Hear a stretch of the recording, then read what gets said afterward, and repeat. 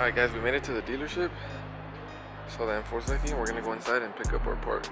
Let's get it. Alright guys, we secured the bag. This is a control arm that was broken. Only one of them was broken, I think this one, but yeah, it's one part.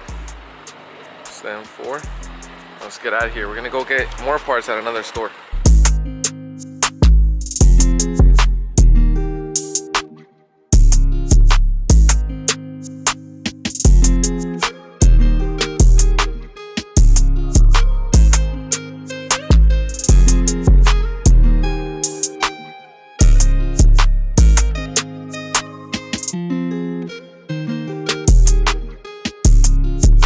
Guys, it's another day here at DB Coupe Garage.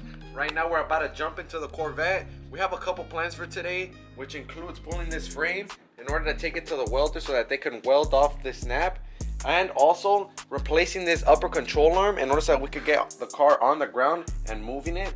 And then after that, we're gonna go ahead and pick up some more parts at the dealership in order to start putting this bad puppy together. So let's get into it. We're gonna put this control arm so we can get the car off the lift. Let's do it.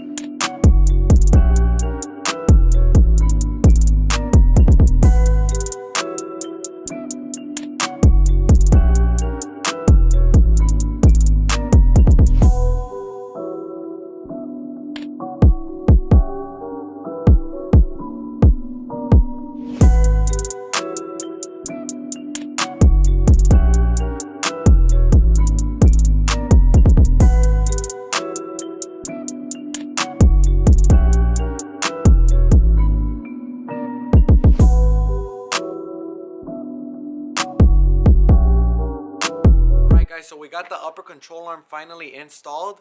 We also didn't get to show you guys, but we did get the lower front grille, which goes on the bumper. It is a Z51, of course, gloss black, so it looks very nice, very clean. Much better than the Stingrays, by the way, my personal opinion. If you guys can move over here with me, we can see that we actually finished installing the upper control arm. It was actually fairly simple and very easy, and now the car is drivable and ready for alignment as soon as we get everything put back together.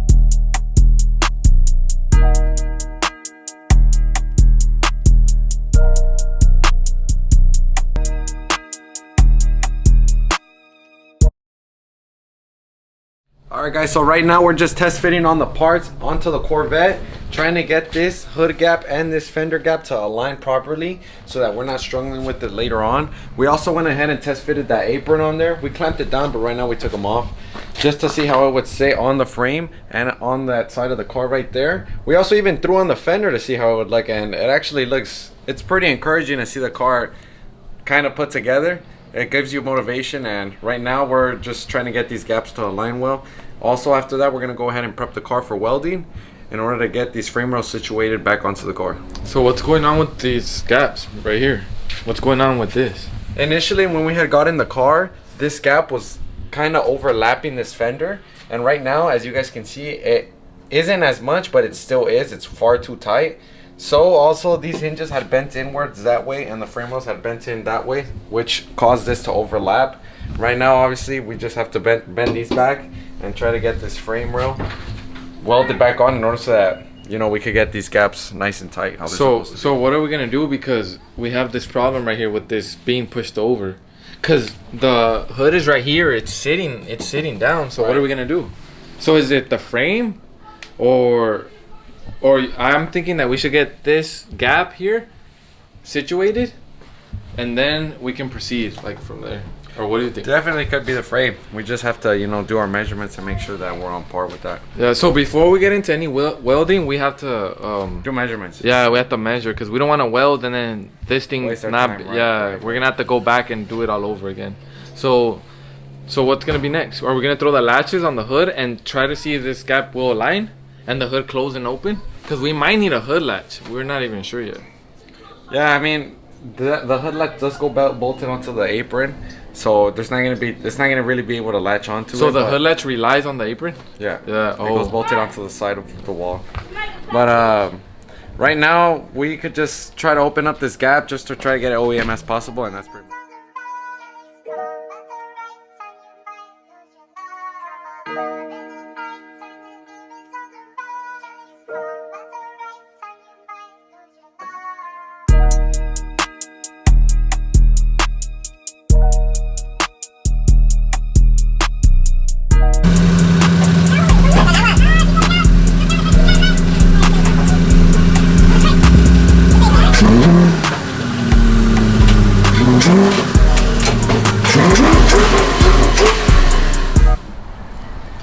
Can you guys check out this paint job on these parts? I mean, they literally came out perfect.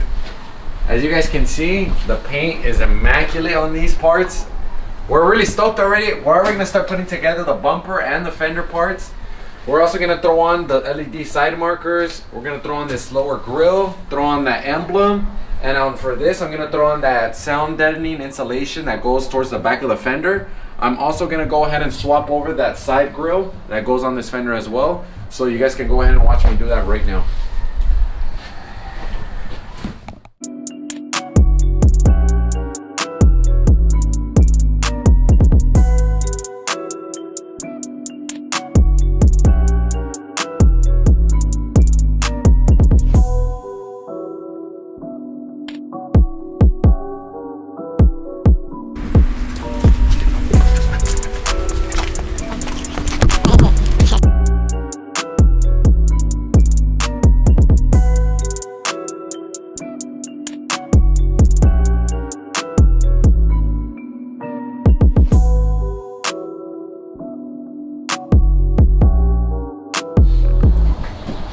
Alright, so after fiddling for a couple minutes with these stuff, guys, not everything is gonna go as planned, especially when we're building a car.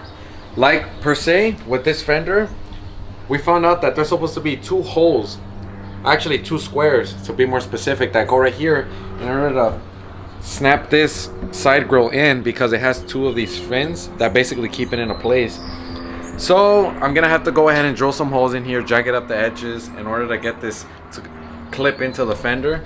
Also, when buying aftermarket parts, not everything is always gonna fit in smoothly. Sometimes you're gonna have to wrestle with them because the holes on these they're not made 100% to the specifications of the bumper. So you have to almost force the part to go in there. But you know, you do save a lot of money, and sometimes it's just as good as OEM, so it's not really that big of a deal besides just installing it. You know, you just gotta rest a little bit. It takes a little bit more elbow grease, but once it's in, I mean, it looks great. As you guys can see, this blacked out gloss grille does look great on the car. We also went ahead and threw on the emblem onto the bumper as well. I already threw on the sound deadening. I'm obviously still gonna make the holes on this, but right now I'm also gonna throw on those rivets in order to bolt on the fender when the car is finished. So that's pretty much it for that. We're gonna go ahead and move on to other things in a bit, and just keep up, guys. We might have to pull the frame on the Corvette though. Might, right? Yeah, another news We might. for the Corvette. We might have to pull the frame on it because we were actually digging around and trying to align the hood. We were tugging on the frame, and we would see that the gap would open up basically for a small time frame window as at the same time as you pull the frame. So we might end up having to pull the frame again, Or we might just have to adjust. It depends. yeah. Hopefully, you know, we're gonna try adjusting again, and hopefully things end up lining up. But if they don't, we're definitely gonna have to go ahead and take it to the frame machine in order to get that situated, because the car, I mean, we want to get the car done. You guys want to see the content, so we're just as eager as you guys to get this thing done, you know. So we haven't got to welding the car, right? It's not Yeah, we welding. have not gotten to welding yet because of that frame situation. We want to make sure that everything is as straight as possible in order to finish up those welds, because if it isn't, then we're basically just wasting time and making the job bigger than it already is. And the thing is that with the Corvette, the frame has to be 100% straight because the apron is glued on. Yeah, it has to be. So it's not like we could just unbolt the apron. Oh yeah. Yeah. He's totally right. Yeah, like my brother said, you know, you definitely do have to want to make sure that the frame on that Corvette is straight, because parts are glued and rely on basically on the measurements of the frame. You have to make sure that it's straight, because when you go ahead and throw on these fenders and when you go ahead and align this bumper, maybe it might not align up, because let's say if you didn't make sure that the frame was straight and it's crooked and you glue on that apron, then these parts aren't going to line up the way you want them to line up, and the gaps are just going to be a disaster, you know. So we need to do everything the right way, 100%, correct way, and it's going to take longer for us, especially since we've never welded aluminum, and the frame is aluminum. Yeah, I mean, we're learning every day, you know, and we're not afraid to learn. I mean, we've gotten up to this point, so it's just another part of the journey that we're taking, you know. And I'm happy that you guys are here to watch everything go down, and we're not afraid to learn, man. Every day we're learning something new. It's gonna be our first time welding aluminum, and it's our first time working with fiberglass parts and gluing on this and that, you know. So it's really cool, honestly, to also see the progress that we're making, and it's cool to have it documented and you guys watching us and supporting us, so we really appreciate it. So that's gonna be it for this video. Yep, and hope to see you guys next time. Make sure to give a thumbs up, make sure to subscribe, make sure to drop a comment down below so we could go ahead and post more content, any recommendations, stuff like that. But you could also turn on that bell notification so that when our next videos come out, you guys are already up to date on them. And thank you for the support, guys. I'll go ahead and catch you guys next time.